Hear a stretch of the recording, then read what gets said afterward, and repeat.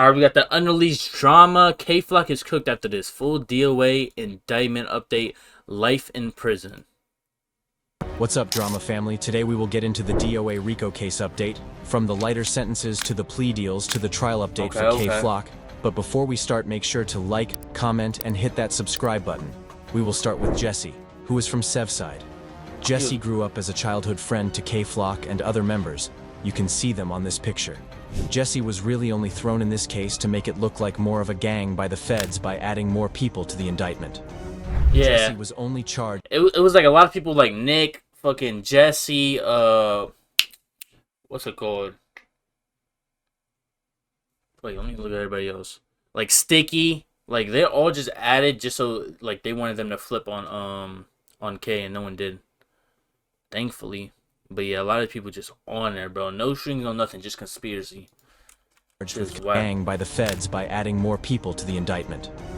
Jesse was only charged with conspiracy, and he was the only defendant given bail due to his light charge. Yeah. He was fighting his case up until a few months ago, and he took a plea for conspiracy and was given a light 4-month sentence. Whoa, 4 months is crazy. He was released on December 24th, 2024. Okay. Now we're going to jump into Sean Smith's case, better known as Sticky. Big Sticky, man. Old head member in DOA has been through multiple indictments and sweeps, but luckily for him, his charges only consisted of conspiracy, possessing a firearm, and scamming charges. The maximum he would have faced if he had taken it to trial would have been 30 years, which had fans confused when he said see you in 30 years and he would not snitch. But with him having non-violent charges, he pled to conspiracy and a few scamming charges. And with time served from being locked up since February 2023, he will be home this year. Yeah. Now we get to the people with attempted murder charges. Crazy. This man Sticky be like how many fucking cases, bro, or fucking indictments? Wow. Like Eroy Nick and BJ.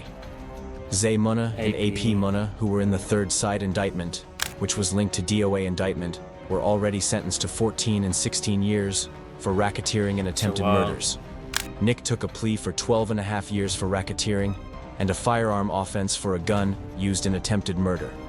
Back in 2020, Eroy took a plea for 11.5 years for racketeering and attempted murder from November 2021, when cops alleged Eroy, K, and BJ went to spin RPT in a BMW, and Eroy stood up through the sunroof of the car and let off shots. BJ will be sentenced in February. Yeah, he was on camera, bro. And took a plea for racketeering conspiracy and an attempted murder from February 2022. But with what his co-defendants are getting, he will most likely be sentenced from 10 to 15 years. It might be more. We're on the same car, yeah.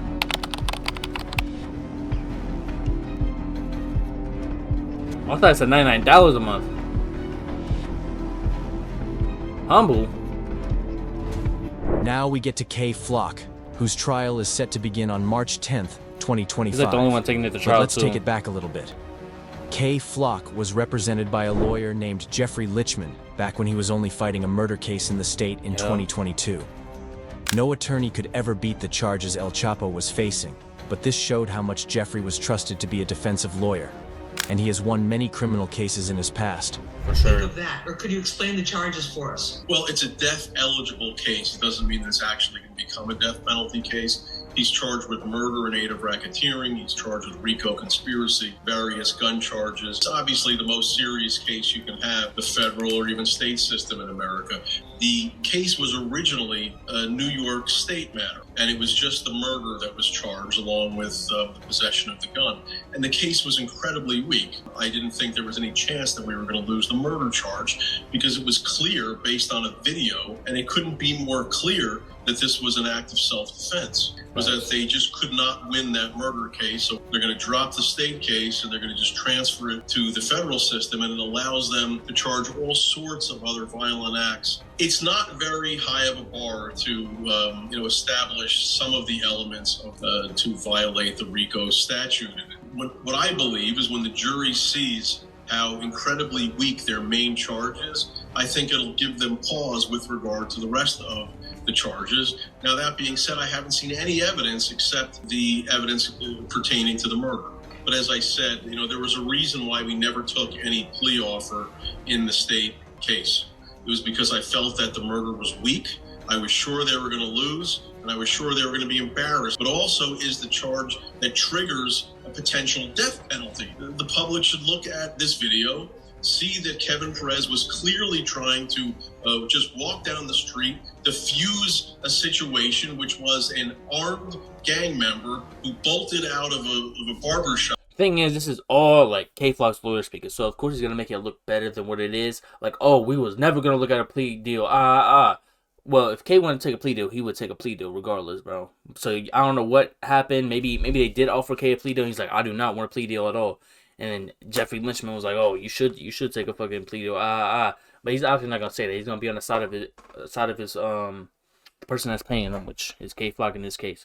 But he definitely had a lot of confidence, and I think some of it is true, but which was an you never know. You gotta take everything with a grain of salt. Who bolted out of a barber shop to confront him. Kevin walked straight away from him, put his hand up. The thing is that you can't argue is, you can't argue that K wasn't armed because, shit, it's on camera. They think that is him. They're not arguing if that's him or not anymore. So the thing that I would be, I guess, more scared of. Not more scared of, but regardless, even if he does beat the murder charge, there's still conspiracy, racketeering, and the gun possession by a felon or whatever it's called. Whatever charge that is. I don't know if he was a felon or whatever. But those three charges, I feel like that's low-key undeniable, bro. Not undeniable, but you could easily just throw the layups in there. And that's why fucking Jesse only got 4 months because that was the weakest charge. Nick, everybody else on this case, damn near fucking got years. Just for conspiracy and racketeering. Say, I'm not interested, and it was only when the gang member had his hand in his pocket and was about to pull it out that Kevin realized he was going to get murdered. And when the victim hit the ground and they went through his pockets, what did they find? They found a loaded gun with one in the chamber. Once K-Flock's case went federal in February 2023, Jeffrey was relieved of being Flock's lawyer in June of that year. We can only assume that Flock could not keep paying the price Jeffrey asks for as a top. Nah, I don't think it was the price for sure. I think Jeffrey said, either in that interview or on his podcast, he was like, I'm just he's not that experienced, or maybe not experienced, but he just didn't like his chances with the feds. Feds is a whole different ballgame, and he's more of oh, I'll do the state. I feel confident in this, but now that they're adding more shootings, other charges, I was confident to beat the state, but feds, I think you should look for somebody that's more qualified. That's what would be my assumption, but come on, bro. Jeffrey, I don't think the price tag was that. K's gonna put all of his money into a lawyer. If he feels confident that Jeffrey can beat this shit, why wouldn't he put all of his money up there? That year, we can only assume that Flock could not keep paying the price. But shit, Jeffrey could have fucking offered him, said, hey, if we go on Fed and you gotta pay me more. Jeffrey asks for as a top defensive lawyer, and especially since his whole case went federal, facing a mandatory life sentence. Yep. Flock was given a court-appointed lawyer in June, until he got a retained 1 month later. Flock's trial was originally set to September of 2024, but he had gotten a new lawyer, and for more time to learn the case, a trial extension date was granted for January 2025 for his new lawyer, John. John was dealing with family issues with his wife being sick, and needed to be let go from the case, so Flock got his fourth set of lawyers in December 2024. They too argued they needed more time to learn the case. So now, a final trial date of March 10th has been set, and the feds are ready for this trial. And that's the federal RICO statute. The RICO statute is a very effective tool that federal prosecutors use in any cases involving quote-unquote organized crime. The RICO statute is very effective in prosecuting gang-related crimes as well.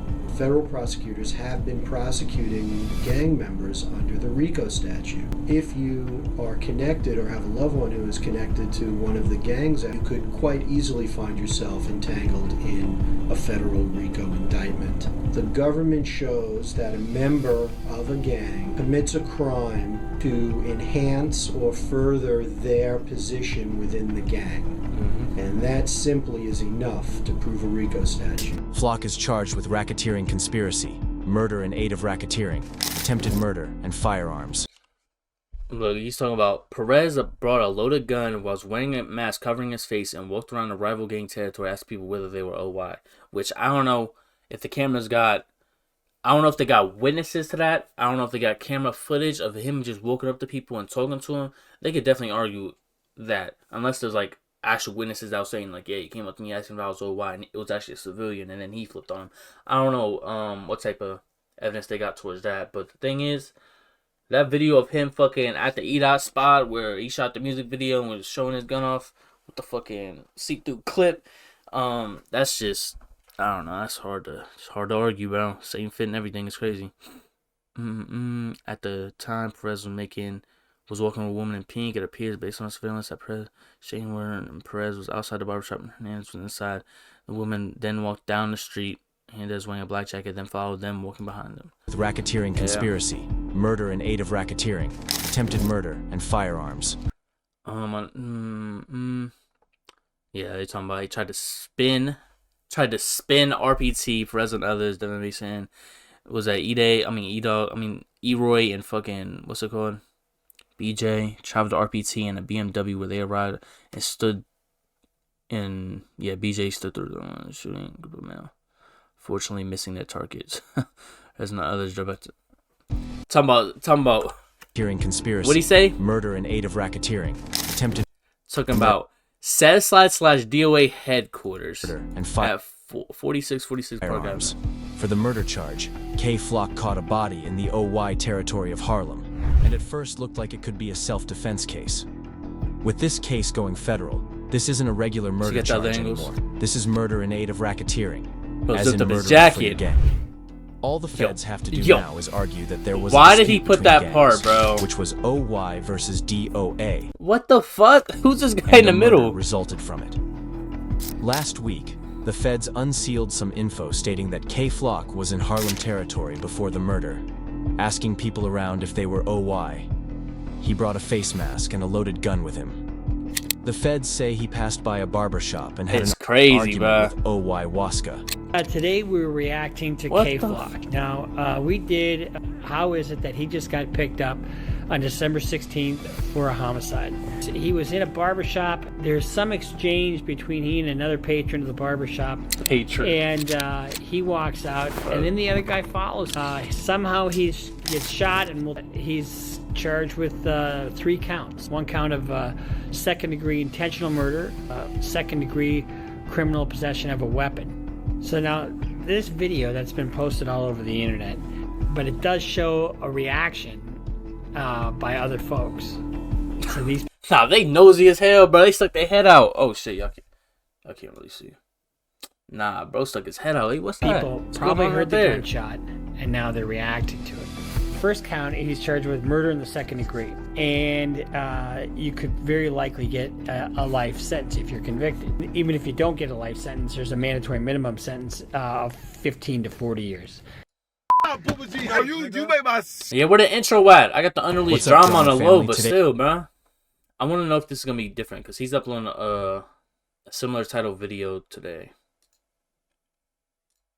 So I got the unreleased. I'll shit in a couple days, I guess.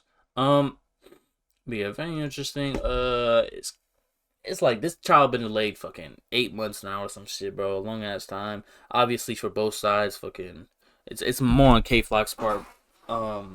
Just because he had so many lawyers, and the reason he got lawyers is like one of them like had family issues and shit. Sometimes, bro, you gotta trust like this lawyer, like he's fighting for your life right now. So it's like I've seen lawyers, like I said earlier, like with Jeffrey and K Flock. I don't know what their conversation was like, but maybe fucking one of his lawyers on this case like, man, you should just cop out, bro. It's better. It's not looking good. And then K hears that, he's like, damn, you don't got confidence we gonna beat this shit? I don't want you as my lawyer. You know, shit like that.